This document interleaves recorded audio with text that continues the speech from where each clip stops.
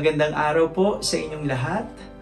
Siguro nagtataka po kayo ngayon kung bakit ako ay hindi nakapagmisa sa ating parokya sa Archdiocesan Shrine of Nuestra Señora de Guia para sa mga araw-araw na nag-aabang ng aking banal na misa.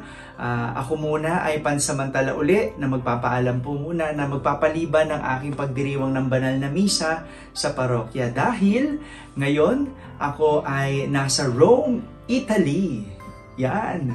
Ako po ngayon ay nasa isang Marian pilgrimage. Bagamat hindi po ito ang aking unang pagkakataon dito sa Rome, sa mga nakasubaybay ng aking mga vlogs at aking reflection, maalala ninyo, last year ako ay nandito sa Rome, Italy. At ngayon, sa muling pagkakataon, ako ay nandirito ngayon pero sa isang Marian pilgrimage. Pero backstory muna tayo. Alam niyo po, nung May, nakatanggap ako ng isang text message kay Father Dave Concepcion. Kung kilala niyo si Father Dave, siya yung parish priest at chaplain ng Greenbelt Chapel ngayon. Pero bago yun, si Father Dave ay aking formator sa Holy Apostle Senior Seminary, kung saan seminaryo po ako nagtapos at hinubog. Si Father Dave yung pare na nag-background investigate sa akin nung ako'y nag-a-apply pa lamang sa seminaryo. At tandang-tanda ko noon, kinuwento ng nanay ko, pumunta siya sa bahay namin at tinanong ang nanay ko kung handa ba siya o willing ba siya na ako ay magpare. May mga konting interview pero hindi na nakwento ng nanay ko yung buo. Pero si Father Dave yung bumisita sa aming bahay noon. At nung ako naman ay nakapasok na sa seminaryo, siya rin yung una ko naging spiritual director. Pero dahil nabago yung kanyang posisyon sa seminaryo, naging Dean of Seminarians namin siya o yung Prefect of Discipline. So, kailangan ko magbago ng spiritual director sapagkat mayroong mga akong confessional matters na hindi na pwede dahil isa na si Father Dave noon sa magdedesisyon kung ako ba'y magpapatuloy sa formation o hindi. So, kaya gano'n, nabago yung aking spiritual director. Pero siya yung pinakauna kong spiritual director. At yun nga, noong May, nakatanggap ako ng text message sa kanya. Tinatanong niya ako kung nakapag-Marian pilgrimage na ba ako. Sabi ko, hindi pa. Kaya inimbitan niya ako na kung pwede ako at libre ako na makapag-Marian pilgrimage at samahan siya. Sino ba naman ako para tumanggi at tinuturing kong isa itong malaking biyaya at blessing din na makapunta muli dito sa Rome at sa iba't iba pang mga bansa na European countries. So una namin itong Italy, susunod mag-France kami, Spain at saka Portugal. So bibisitahin namin yung iba't ibang mga simbahan dito. Alam ko, nabisita na natin yung karamihan dito pero uulitin natin at samahan nyo ko na mabisita ulit ang mga simbahan na yon at araw-araw sa loob ng 19 days tayo'y magninilay at magbabalik tanaw sa mga nagawa ng mga santo at nagawa ng mga banal na bibisitahin namin ang kanilang mga simbahan. Pero sa ngayon, nais ko muna magbigay ng pang-araw-araw na pagninilay. So, let us begin our reflection for today.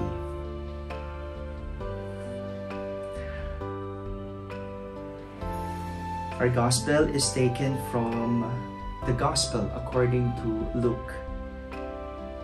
Jesus summoned the 12 and gave them power and authority over all demons and to cure diseases. And he sent them to proclaim the kingdom of God, to heal the sick. He said to them, "Take nothing for the journey, neither walking stick, nor sack, nor food, nor money, and let no one take a second tunic. Whatever house you enter, stay there, and leave from there. And as for those who do not welcome you, when you leave that town, shake the dust from your feet in testimony against them." Then They set out and went from village to village, proclaiming the good news and curing diseases everywhere.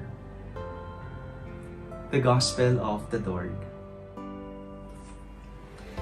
Napaka-akma at napaka-timing naman ng ating ebanghelyo para sa araw na ito dahil sa ngayon ako ay nasa isang pilgrimage o nasa isang journey kung tatawagin o nasa isang trip. At sa atin mga Pinoy, nauuso yung travel light, ika nga. No? Narinig nyo na po ba yun? Travel light kasi mas mura kung magta-travel light ka at wala kang mga dagdag bagahe. No? Kumbaga, ang dadalhin mo lang yung mga kinakailangan mo lang na gamit para sa iyong paglalakbay. Travel light. At ito, yung sinasabi ni Jesus sa kaniyang mga alagad. Sa pagpapadala niya sa kanila sa isang misyon, sinasabi ni Jesus, travel light. Travel light. Take nothing for the journey, neither walking stick, nor sack, nor food, nor money. And let no one take a second tunic. Sa totoo lang, mahirap yung sinasabing travel light. Aaminin ko, hindi ako light traveler, kumbaga. Dahil sigurista ako, lahat ng mga pwedeng at posibleng dapat dalhin, dinadala ko. And I always make it a point to bring extra. No? Magdagdag pa para sa mga circumstances na hindi inaasahan. No? Kaya nga, madalas, ang bigat ng dalahin, ang bigat ng bagahe. No? At ano nadudulot pag mayroong bigat kang dinadala? Of course, no, nahihirapan kang magpatuloy sa paglalakbay. No? Nahihirapan ka kasi mabigat ang iyong dalahin.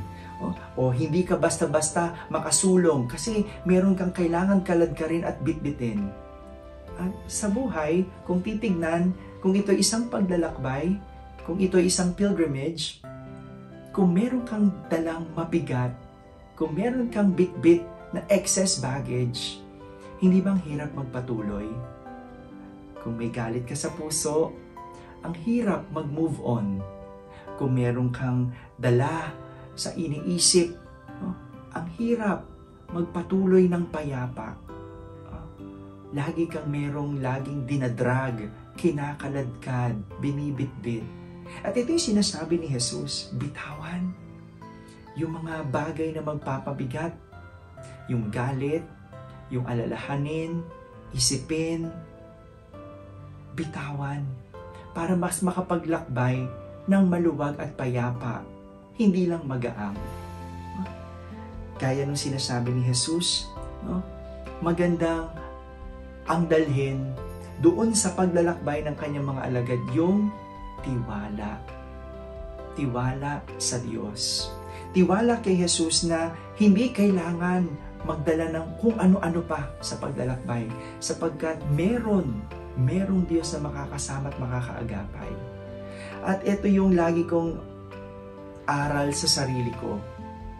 Aral in a sense na sa buhay, kapag merong mga galit ako nararamdaman, sa ngayon, no, bukod sa syempre tumatanda ka na rin, hindi ka na yung dating bata na marami ka pang enerhiyang bitbitin o kimkimin yung galit. Pero habang tumatanda, hindi lang dahil nagkakaedad, pero kundi nagiging marunong ka, you gain wisdom. And little by little, you know that you have to choose your battles. Hindi na lahat kailangan binibitbit. Hindi na lahat dapat kinai-stress. Hindi na dapat lahat iniisip. And as I continue and as I grow as a person and as a priest, I always make it a point to surrender to God everything. Yung isuko sa Diyos ang lahat. Of course, I will do everything that I can in this journey. Sa laban ng buhay, gagawin ang lahat. Pero sa pagpapatuloy ng paglalakbay sa buhay, may mga bagay na hindi mo kontrolado. May mga bagay na hindi mo alam na mangyayari. At ito yung mga bagay na isusuko mo na lang sa Diyos. Yung mga bagay na makaya mong kontrolin, bitawan. Yung mga bagay na hindi mo inaasahang dadating, ibang pa sa Diyos. And I guess this is the lesson that we could learn from our gospel for today. In our life's journey, travel light. Release all those things that would make our journey heavy. Amen. Samahan niyo po ako bukas. Magsisimula tayong mamasyal at sisimulan natin ang ating araw sa isang banal na misa kasama ang Santo Papa. Kaya abangan niyo po ang aking ipopost na reflection at video dito sa aking Marian Pilgrimage. Maraming salamat po at magkita-kita tayo ulit bukas.